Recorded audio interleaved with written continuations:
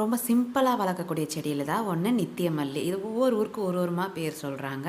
நாங்கள் நித்தியமல்லின்னு சொல்லுவோம். வருஷம் முழுக்க பூக்கணும், நித்தமும் பூ இருக்கணும்னா இந்த நித்தியமல்லி ரொம்ப பெஸ்ட்டு. எனக்கு கொடியெல்லாம் வளர்க்க பெருசாக இடம் இல்லைங்க அப்படின்னிங்கன்னா இதை குத்து செடியாக கட் பண்ணி வச்சும் வளர்க்கலாம்.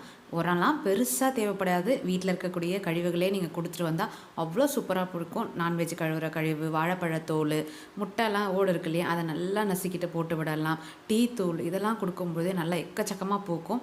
பெருசாக கட் பண்ணி விட்டால் மட்டும்தான் சீசன் முடிஞ்சதுக்கப்புறம் அடுத்தடுத்து பூக்க ஆரம்பிக்கும். இந்த மாதிரி பண்ணிகிட்டே வந்தாலே உங்கள் செடிகள் ரொம்ப அழகாக வளரும். அடுத்த அப்டேட்டில் இன்னும் ஈஸியாக வளர பூச்செடிகளை சொல்கிறேன். இதுக்கு பெருசாக பூச்சி தாக்குதல் இருக்காது. மண்கலவை நார்மலாக இருந்தாலே போதும். நல்லா வெயில் படணும். தண்ணி ஒரு நாள் விட்டு ஒரு நாள் கிளைமேட்டுக்கு ஏற்ற மாதிரி கொடுக்கலாம். இல்லை அப்படின்னா ரொம்ப வெயிலாக இருக்குதுன்னா காலையில் ஒரு முறை தண்ணி கொடுத்தாலே போதும்.